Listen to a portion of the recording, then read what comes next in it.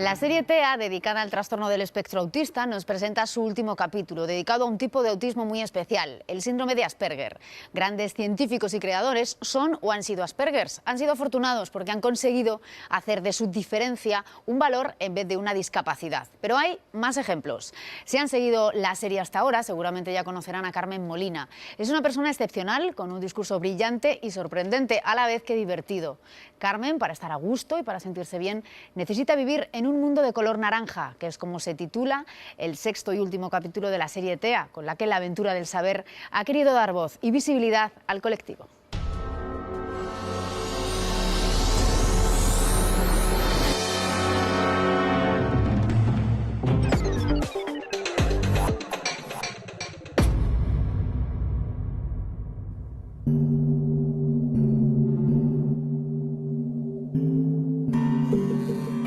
Dentro del amplio espectro que abarca el autismo, hay un segmento de personas que sufren el trastorno que, al contrario de lo que suele suceder con otros sectores del autismo, no tienen discapacidad intelectual significativa ni torpezas lingüísticas.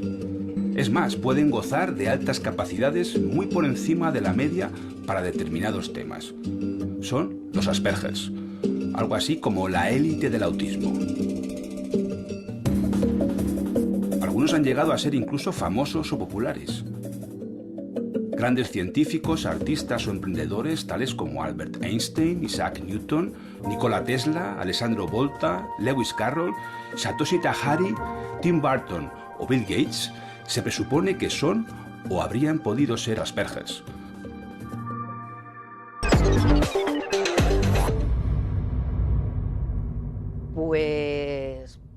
Pues yo soy Carmen Molina y soy una persona, yo creo que una más de las millones que hay en el mundo, que tengo, bueno, pues una singularidad, ¿no? Es que tengo un trastorno del espectro del autismo, que se conoce más frecuentemente como síndrome de Asperger, y que, bueno, pues de alguna manera ha marcado pues mi vida, para bien y para mal. Soy Isabel y bueno, soy madre de un niño diagnosticado en principio con características compatibles con el síndrome de Asperger.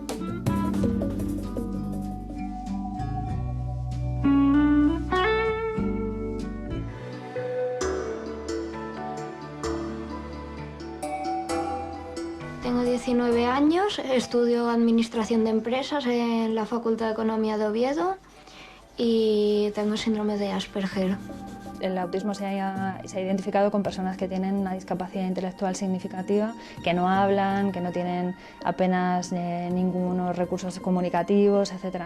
La investigación que nos ha dicho que el autismo es muy amplio y que las personas con síndrome de Asperger están dentro de los trastornos del espectro del autismo, porque las características diferenciales, que son la discapacidad intelectual y el nivel de desarrollo del lenguaje, no serían características nucleares de los TEA, serían factores asociados. Con la gente he aprendido a relacionarme y a verlas mejor, pero la sensación que tengo en general es que, digamos que su nivel comunicativo es muy rápido. Y entonces no siempre me da tiempo de captar lo que otras personas están hablando. Lo mismo están hablando de un tema de conversación, cambian rápidamente a otro y yo pierdo el hilo. El Asperger no deja de ser un tipo de autismo. Entonces, ¿qué diferencias tiene con el autismo clásico, digamos? Pues bueno, las personas con síndrome de Asperger también pueden llegar a tener afectado el lenguaje, pueden tener un lenguaje muy formal, pero sobre todo es en el área no verbal del lenguaje en lo que pueden tener afectación. Pues tienen dificultades para entender los dobles sentidos, las bromas, las ironías, los chistes. Estos son características generales, pero cada persona es un mundo.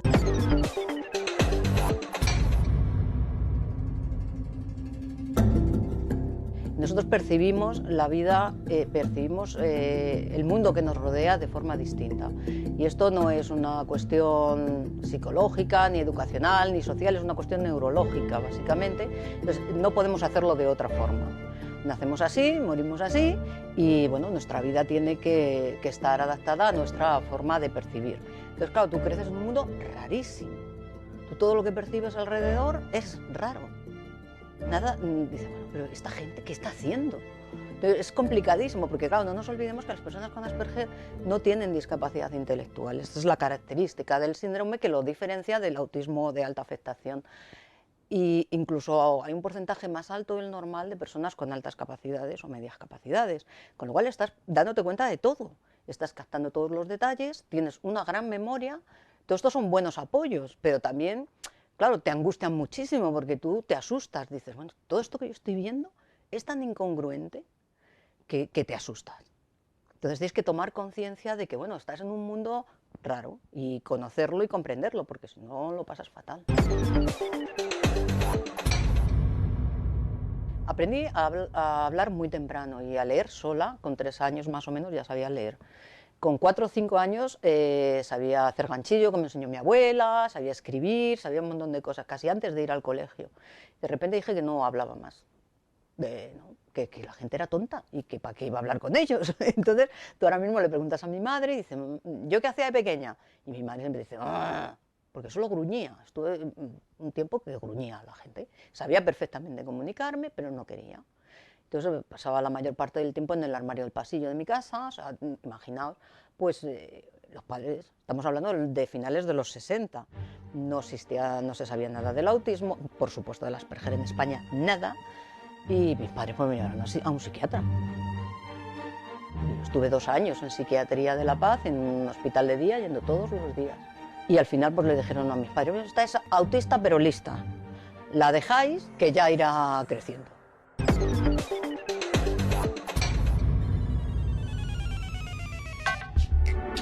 Bueno, es que lo raro es una cuestión de estadística.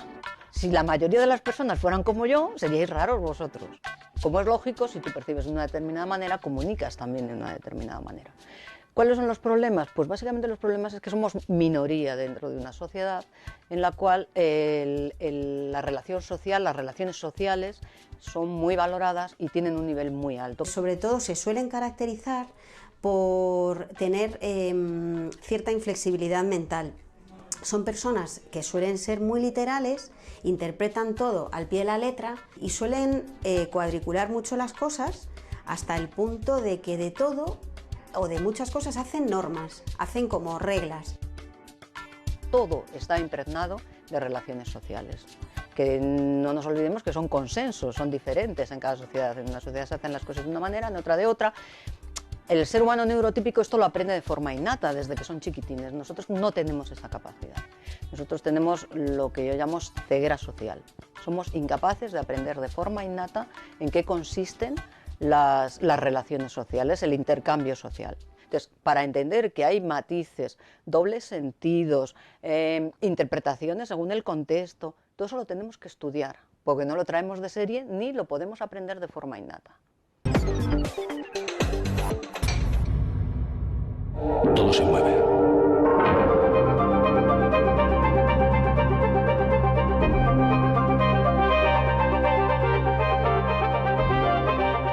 La hipersensibilidad visual a lo que te lleva es a recibir un montón de estímulos muy rápidamente y tú esos estímulos te saturan el cerebro y te provocan ansiedad. Entonces eso lo tienes que corregir. Pues para mí la manera de organizar eso es que tengan los menores cambios de colores posible. Mi vida está rodeada de libros, siempre lo ha estado. Entonces los libros tienen portadas. Y las portadas son de colores porque quedan más bonitas y tal y cual. Pero yo no puedo tener los libros ordenados o puestos así tal cual. ¿Por qué? Porque los estoy viendo todo el rato. Y todo el rato estoy viendo rojo, amarillo, verde, azul. Y me pongo muy nerviosa. Entonces los coloco, como veis por aquí, por colores. Están los azules, están los rojos. ¿Por qué? Porque yo solo recibo un input total. Entonces, recibir un azul así de grande es mucho más cómodo para el cerebro, para mi cerebro, que recibir azul, amarillo, verde, rojo, no sé. Y estás sentado y dices, madre mía, pero ¿esto qué es? O sea, y lo recibes instintivamente y te llega a doler la cabeza. Si yo, por ejemplo, te preguntara a ti dónde estamos, tú dirías, pues en tu salón de tu casa, ¿no? Bien. Si yo entro aquí por primera vez, yo lo que veo es como si estuviera mirando por este tubo. Entonces yo entro, miro, veo por ahí, digo, libros, fotos, una tele. Tú primero ves, entras y ves el espacio y dices, estoy en un salón. Yo no. Mi cerebro capta fragmentos, fragmentos, fragmentos. Comparado, para que vosotros lo podáis entender, es como si miraras por un tubo. Tú miras por un tubo y no ves el global, ves una cosa. Luego ves por aquí y dices, veo otra cosa. Sumo todas las cosas y llego a la conclusión de que si hay libros, hay un sofá, hay una tele, debo estar en un salón. Y es porque mi cerebro lo que percibe es el detalle. Esto es buenísimo para muchas cosas. Por ejemplo, las personas con Asperger son grandes testadores de programas informáticos. Tú ves una cantidad de pequeñas cosas entre las que vosotros veis la globalidad. Sin embargo, nosotros tenemos la capacidad de, entre una globalidad, encontrar el detalle que es diferente, el pequeño detalle que es diferente. Amaya tiene diagnosticado un autismo leve y desde hace año y medio trabaja como consultora informática.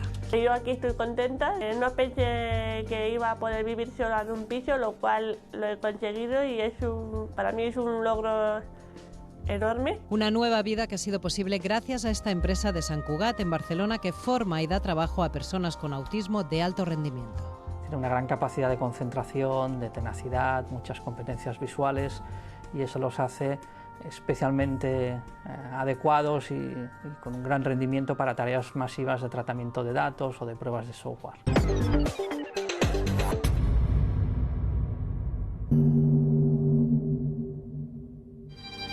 Tesla nació en 1856 en el seno de una familia serbia y murió en Nueva York en 1944.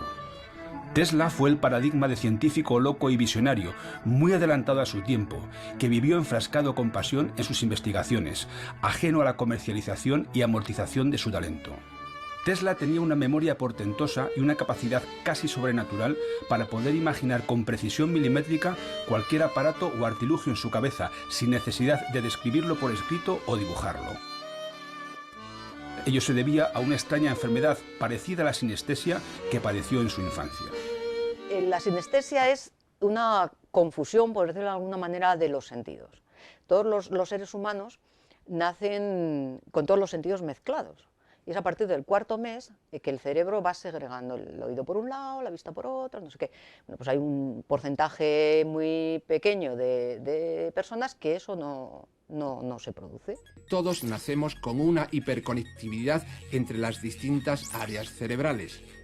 Posteriormente, con el crecimiento, estas conexiones se van cortando para que las áreas se vayan independizando y especializando en el procesamiento de aspectos concretos. En los sinestésicos no se produciría esa poda neuronal. Se producen conexiones entre áreas cerebrales que no se dan en el resto de las personas.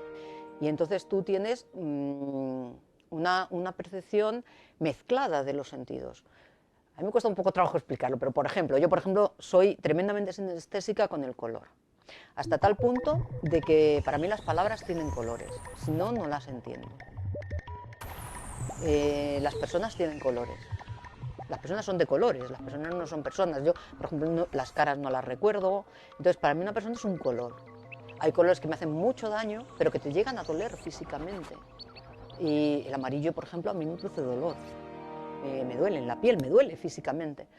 Y otros colores que tú los asocias con bienestar o con lo que tú eres o con lo necesitas tener así. Mi entorno es donde yo puedo manipular el espacio, fuera de aquí no está a mi alcance, y entonces es donde yo de alguna manera me aseguro que voy a estar bien, me aseguro que voy a estar saludable, porque en este caso estamos hablando de salud, no estamos hablando de caprichos, ni de decoraciones, ni nada, estamos hablando de salud. Y yo me aseguro que voy a estar saludable. Para mí estar saludable es estar envuelta, como si dijéramos, en un huevo de color naranja, que lo podéis ver aquí en casa. Mi base de bienestar es el color naranja. Y instintivamente, o sea, todo lo que compro es naranja, si tengo que poner una cosa es naranja. Yo no he visto de naranja, nunca lo llevo puesto, pero mi entorno tiene que ser en esas tonalidades.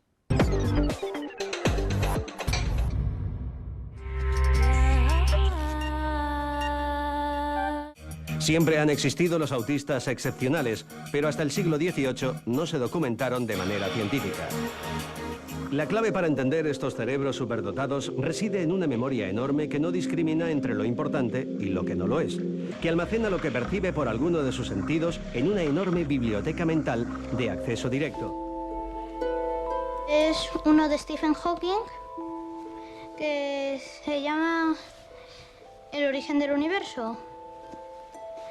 Y bueno, va sobre el acelerador de partículas y te explica muy bien las cosas del cosmos, el Big Bang y cosas así. Parece al principio muy difícil de entender, pero es para todo tipo de público. Es fácil. Mi hijo, por ejemplo, empezó a leer muy pronto y empezó a leer solo. Él lo que siempre ha tenido es mucha memoria, muy buena memoria. Los trenes, por ejemplo, pues se fija mucho en los detalles, los transportes. Yo qué sé, pues yo le cuento, pues he cogido tal tren, y era antiguo o era moderno, y tenían las luces abajo o las luces arriba, y el autobús, por ejemplo, y tenía la luz clara o la luz oscura. Claro, yo en esas cosas no me fijo. Y yo le digo, Daniel, yo no me fijo en esas cosas, pero él, pues se fija en todo tipo de detalles. Una ventaja nuestra es que todo lo racionalizamos. Entonces, al quitarle el componente emocional, en el momento que tú a un hecho le quitas el componente emocional, te permite analizarlo desde fuera y analizarlo de forma racional y de forma objetiva. Y esto sirve como escalón para la superación. Nunca se le debe quitar a una persona con Asperger su componente racional. Porque en las emociones nos movemos muy mal, no las entendemos, todo es difuso, es abstracto. Sin embargo, en lo que tenemos controlado y en lo que somos buenos es en el pensamiento racional. Y se da el caso de que ha habido algunos pensadores muy originales que eran autistas. Por ejemplo, matemáticos, que presentaban tal pensamiento abstracto que realmente parecía que necesitaran ese tipo de aislamiento del mundo social para poder desarrollar sus pensamientos. Una de las reflexiones que hay que hacer cuando buscas la inclusión en una persona con Asperger. Ponla en su medio, en el medio en donde esa persona va a hacer lo que sea por seguir allí.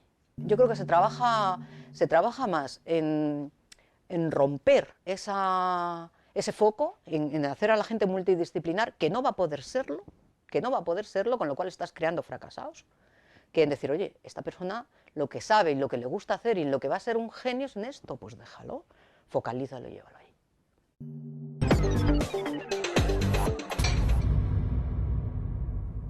Bueno, yo ahora mismo estoy casada, tengo 2 hijos, pero bueno, mi vida personal o mi vida familiar ha sido un poco mutante, ¿no? Porque he tenido 2 matrimonios, 2 parejas estables y mis 2 hijos son de padres diferentes. Esto yo no sé si es motivado por el Asperger o es porque, bueno, las circunstancias se han venido así, ¿no? La gente, actualmente las familias ya no son como eran antes, ¿no? Porque muchas veces las parejas de personas con Asperger lo que pasa es que sufren, se sienten abandonadas, se sienten no queridas, porque claro, no tienes manifestaciones de cariño tradicionales. Claro, esta mañana yo le decía a mi hijo mayor, anda, que van a ver los de la tele, a ver qué les cuento de la familia. ¿Esto con nuestra familia es normal? Y se moría de risa, decía, ¿era normal? Dice, si a ti te ha dado el efecto Tamagotchi 2 veces en la vida. Que me dijo, el efecto Tamagotchi es los bichillos aquellos que se cuidaban y los tenías que echar de comer y tal. Y mis hijos dicen, ¿tú nunca nos has cuidado? Y yo, ¿cómo no se cuidado? No, esto de ser madre, de, ay, el niño, voy a arroparle, ay, le voy a hacer la comida al niño. Por ejemplo, cuando te dicen, ay, es que los niños los tienes que acariciar, los tienes que abrazar, porque así crecen saludables. No es que... Yo, claro, yo tuve mi primer hijo con 21 años, no había leído nada acerca de niños, no sabía qué era aquello. Y como a mí no me gusta que me abracen y no soporto que me toquen, pues mi instinto me llevaba a no tocar y a no abrazar a mi hijo, a no cogerle en brazos, a nada, ¿no? Y bueno, pues bien, jamás me llamó la atención. Y fue ya cuando mi hijo era muy mayor, cuando él ya en la adolescencia me reprochaba que yo no le quería, que nunca le había dado un abrazo. Y claro, yo me quedo así y digo, pero es que te gusta que te den abrazos. Es que a mí no me gusta. Claro, yo no sabía que había que dar abrazos. Entonces fue súper emocionante. La primera vez que yo abracé a mi hijo era una sensación tan extraña porque no le había tocado nunca. Más allá de cambiarle los pañales, nunca le había tocado. Y él tenía ya 18, 19 años.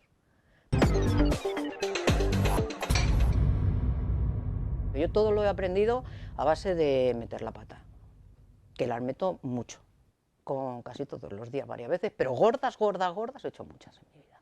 A ver, yo cuando me me regañan, porque a mí me regañan constantemente. Yo siempre digo que soy una madre tutelada, porque mis hijos están todo el santo día regañándome por todo. Y siempre me dicen, mamá, ya lo has metido, pero no digas eso, pero no digas eso. Y yo, pues si no estoy diciendo nada, he constatado un hecho y lo manifiesto. Y yo, pues por ejemplo, puedo decir, ¡hala, qué gordo te has puesto!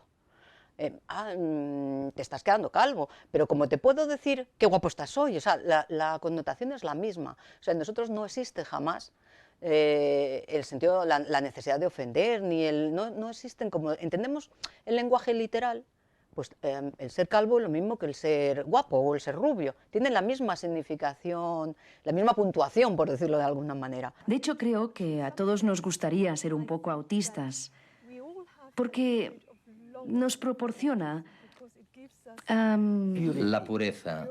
La pureza. No hacer trampas. No hacer trampas. No manipular. No estar constantemente intentando imaginarse qué es lo que estará la otra persona pensando o haciendo. ¿Qué efecto tengo en otros? Entonces, de esas te ves todos los días. Claro, pues la gente te tacha de maleducado, te tacha de insolente, te tacha de borde, te tacha de muchísimas cosas. Esto es un problema, un problema tremendo. O sea, yo lo cuento en plan jocoso y tal, porque bueno, tiene su gracia, extrapolándolo al absurdo, pero es la realidad de muchísimos cientos de personas. Chavales jóvenes que no están preparados, un poco no tienen la madurez ya de una persona adulta y tal. Todo este tipo de cosas, si no las aprenden, les pueden perjudicar muchísimo en su vida diaria, hasta el punto de ser excluidos. Me llamo Rocío Montalbón Mogote, tengo 17 años y como ya habéis visto para allá atrás, me gusta dibujar Pokémon. Y yo, el Pokémon en sí, todo en sí, las cartas, los videojuegos, las revistas, las series, todo me gusta. ¿Tú sabes quién es Satoshi Tajiri? ¿Te suena? Sí, es el creador de los Pokémon. Yo cuando me contaban esto de este señor de los Pokémon y tal, decían, joder, es que fíjate qué creatividad. No es creatividad. Nosotros no podemos imaginar. Nosotros lo que podemos es construir realidades, pero realidades perfectamente estructuradas. No es una imaginación y no es una fantasía. Entonces, el nivel de estructuración y de construcción de todo un mundo, eso yo sí lo asocio con una mente lógica. No es imaginación. La imaginación es mucho más volátil, es mucho más irregular. Pero el mundo Pokémon está estructurado, tiene sus reglas, tiene sus normas, las personillas, los bichitos esos se identifican perfectamente y van transformándose con una lógica y con una rutina. Eso es muy, muy de Asperger.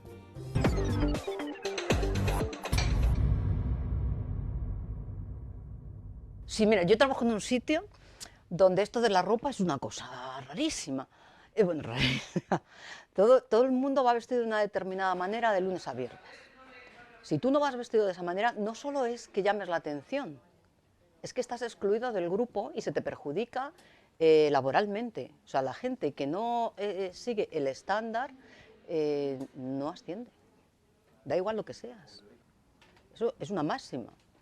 Llega un viernes, oye, todo el mundo va, que parece que se van de campo. Pero yo al principio decía, pues no acierto, porque yo igual me presento un día con las botas de montaña, que otro día me da por ponerme unos zapatos, y tal. Hasta que me dijeron, oye, no puedes venir así, porque claro, si tienes que ir a una reunión, ¿cómo vas a ir con unas botas a la reunión? Y yo decía, pues oye, pues esto no se pone para andar, pues yo ando, pero ¿dónde está el problema? Si a ti te dicen, oye, mira, tú es que tienes que ir con, yo qué sé, con un sombrero verde por la calle todos los días, y tú dices, bueno, esto es una bobada, yo cómo voy a ir con un sombrero verde, y no irías, por mucho que te quisieran convencer. Pues para mí la sensación que tú tendrías al tener eso es la que yo tengo cuando me dicen, oye, que te tiene que poner un traje de oficinista. Y yo, no, pues, vale. Me pica, no lo soporto, me molesta, me lo quiero quitar. No estoy cómoda y al no estar cómoda no estoy bien, me siento ridícula. Es lo mismo.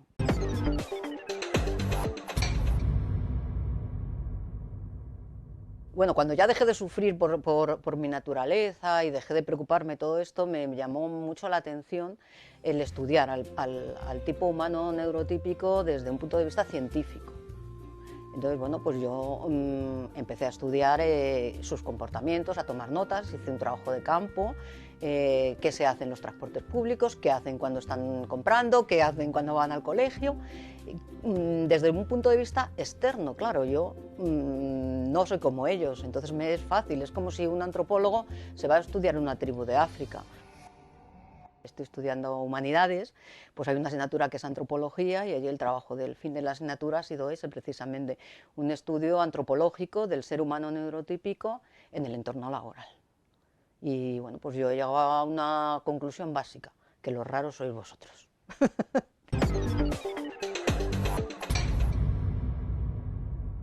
Actualmente con mucha frecuencia se hacen los diagnósticos que yo les llamo diagnósticos post-mortem. Que bueno, pues de repente te dicen, ay, pues Einstein era Asperger. Bueno, Newton podría serlo, sí. Steve Jobs, Bill Gates, en su vida y en su trayectoria vital y en su estructura de pensamiento se pueden encontrar indicios asimilables a la estructura de pensamiento de una persona con Asperger. La élite del autismo, pues hombre, yo no lo denominaría así, desde luego. Es una parte del espectro del autismo, sin más. Se está hablando mucho del Asperger, asociándolo a gente importante, a gente con altas capacidades, a gente con éxito. Entonces, bueno, está bien porque todos queremos tener como paradigmas, ¿no? Lo que no nos puede es cegar el caso, digamos, de éxito para no ver la mayoría de las personas. La mayoría de las personas con Asperger no tienen éxito, tienen grandes dificultades en la vida y a pesar de tener altas capacidades, nunca su intelecto, digamos, se puede llegar a perder porque no encuentran el entorno donde desarrollarlo. Entonces, el pensar que grandes genios o personas con éxito pueden ser Asperger o sean Asperger, no nos puede llevar a olvidar que la mayoría de las personas con Asperger no van a ser genios, no van a ser ricos, ni van a ser multimillonarios nunca. Van a tener muchos problemas para desarrollarse en su vida diaria.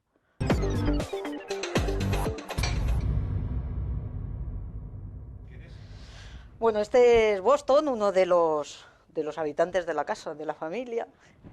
Este perro tiene una significación muy especial. Cuando yo he pasado una época de 2 años y pico con una depresión muy grave y con incluso problemas de suicidio y demás. Y bueno, yo lo digo, yo digo que este perro a mí me salvó la vida.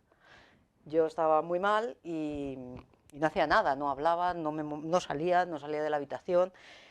Y bueno, pues por circunstancias el cachorro este llegó a casa. Y el animal pues aprendió a estar en contacto. Yo no admitía ningún contacto físico de nada, no consentía que nadie se acercara a mí y el animal pasó pues horas y días, así como está aquí ahora, simplemente pegado. Entonces el contacto físico, él estaba siempre quieto, no decía nada, no pedía nada, no hacía nada, pero estaba ahí. Entonces a mí él me devolvió un poco a la vida, simplemente el saber que había un animal que cada vez que yo estaba, él estaba conmigo, que había bueno, iba a decir una persona, un ser, ¿no? Que el único objetivo que tenía en la vida era que yo estar a mi lado. Y yo dije, joder, yo no me puedo morir, yo no puedo dejar de vivir porque por lo menos este me necesita, ¿no? Hijo mío, ¿qué pasa? Que me salvó la vida. Y eso, bueno, pues se lo agradeceré siempre.